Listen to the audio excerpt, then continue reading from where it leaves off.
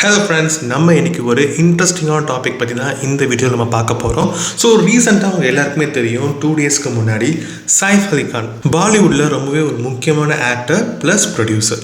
So இவரை பார்த்தீங்கன்னா ஒரு 2 டேஸ் முன்னாடி பார்த்தீங்கன்னா அவர் வீட்டில் போய் அவரை குத்திட்டாங்க அப்படின்னு சொல்லிட்டு நிறைய நியூஸஸ் போயிட்டு இருந்துச்சு இல்லையா. ஸோ அந்த கேஸ் பற்றின அப்டேட்ஸை தான் இந்த வீடியோவில் பார்க்க போகிறோம்.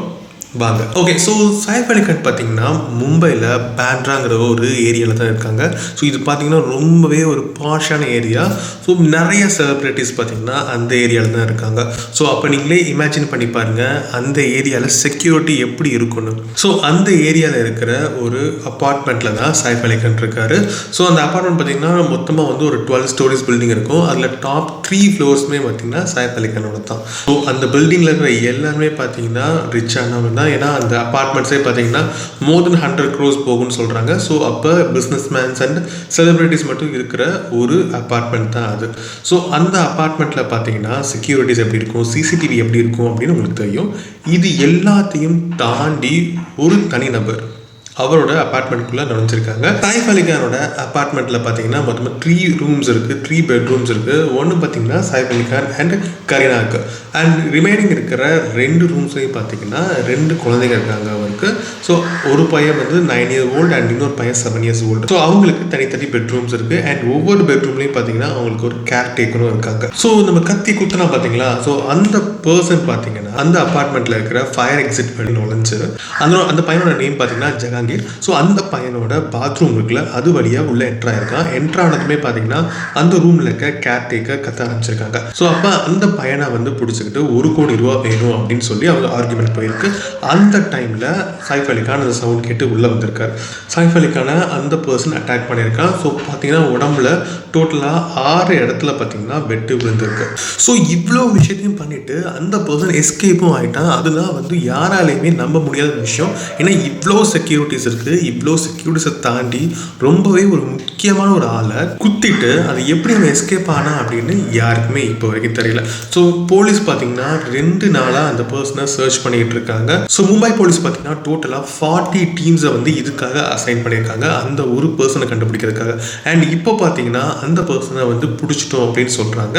ஸோ அந்த பர்சனை எப்படி பிடிச்சாங்கிறதையும் நான் உங்களுக்கு எக்ஸ்பிளைன் பண்ணிடுறேன். ஸோ டோட்டலாக இந்த இன்சிடென்ட் நடந்த டைமில் பார்த்தீங்கன்னா மொத்தமாக 5 to 6 சிசிடிவி ஃபுட்டேஜஸ் போலீஸ்க்கு கிடைச்சிருக்கு. அது ஒவ்வொரு ஃபுட்டேஜ்லையும் பார்த்தீங்க அப்படின்னா அந்த பர்சனோட ட்ரெஸ் மாறி இருக்கு. ஸோ ஃபர்ஸ்ட் அந்த ஃபயர் எக்ஸிட் வழியே உள்ளே போனான்னு சொல்லலாம் இல்லையா, அந்த டைமில் பார்த்தீங்கன்னா அவனோட ஃபேஸை கவர் பண்ணியிருக்கான்.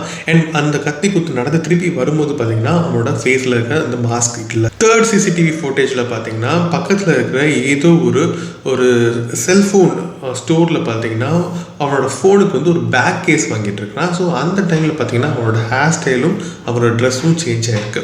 அண்ட் ஆஃப்டர் தட் பார்த்தீங்கன்னா அவன் மும்பையில் இருக்கிற ரயில்வே ஸ்டேஷன் வழியாக போயிருக்கான். ஸோ அங்கே இருக்கிற சிசிடிவி ஃபுட்டேஜை செக் பண்ணும்போது பார்த்தீங்கன்னா அவனோட ட்ரெஸ் அகெயின் சேஞ்ச் ஆகிருக்கு.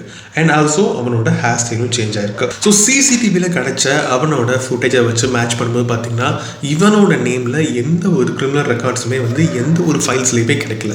ஸோ நிறைய போலீஸஸ் என்ன பண்ணுறாங்க அப்படின்னா இவ்வளோ கிளியராக எக்ஸிக்யூட் பண்ணுறப்ப இதை ஆல்ரெடி பண்ணியிருப்பான் அப்படின்னு சஸ்பெக்ட் பண்ணுறாங்க.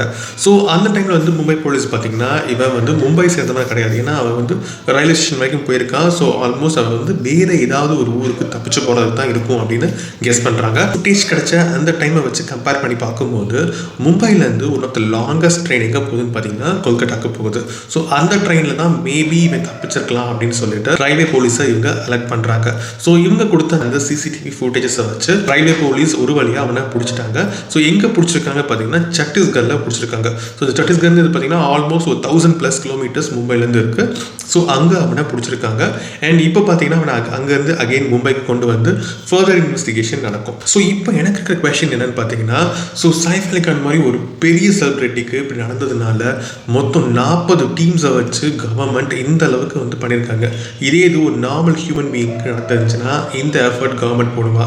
செகண்ட் கொஸ்டின், ஒரு தனிநபரால் எப்படி இவ்வளவு ப்ரொடெக்ஷனையும் தாண்டி இவ்வளோ பெரிய செலிபிரிட்டி அட்டாக் பண்ண முடியும்? தேர்ட் கொஸ்டின், இந்த இன்சிடென்ட் நடந்தப்ப கரீனா கொடுத்த ஒரு ஸ்டேட்மெண்ட் என்னன்னு பார்த்தீங்கன்னா குத்துனா பார்த்தீங்களா, அவன் ஆக்சுவலாக பணத்துக்காக வந்திருந்தா அந்த ரூம்லேயே பார்த்தீங்கன்னா ஒரு ஜுவல் அங்கே இருந்திருக்கு. அந்த ஜுவல்லை அவன் எடுக்கவே இல்லை. அவனோட கான்சன்ட்ரேஷன் அந்த ஜுவல்ல போகவே இல்லை. சாயிஃப் அலி கானை குத்துறது தான் இருந்திருக்கு. ஸோ உண்மையான மோட்டிவ் என்ன, சாயிஃப் அலி கானை குத்துறதுக்காக வந்திருக்கானா இல்லை உண்மையாகவே அவன் திருடுறதுக்காக வந்திருக்கானா அப்படிங்கிறதும் ஒரு கேள்விக்குறியாக இருக்குது. ஸோ இப்போ இன்டர்நெட் ஃபுல்லாக பார்த்தீங்கன்னா இந்த 3 கொஷின்ஸ் தான் போயிட்டுருக்கு. ஸோ இந்த 3 கொஷின்ஸ் வந்து உங்ககிட்டையும் கேட்குறேன், இதுக்கு நீங்கள் ஆன்சர் பண்ணுங்கள் கமெண்ட் செக்ஷனில். நான் வெயிட் பண்ணிகிட்ருக்கேன். ஸோ நெக்ஸ்ட்டு இன்னொரு இம்பார்ட்டண்டான அப்டேட்டோட நான் உங்களை மீட் பண்ணுறேன். Stay safe.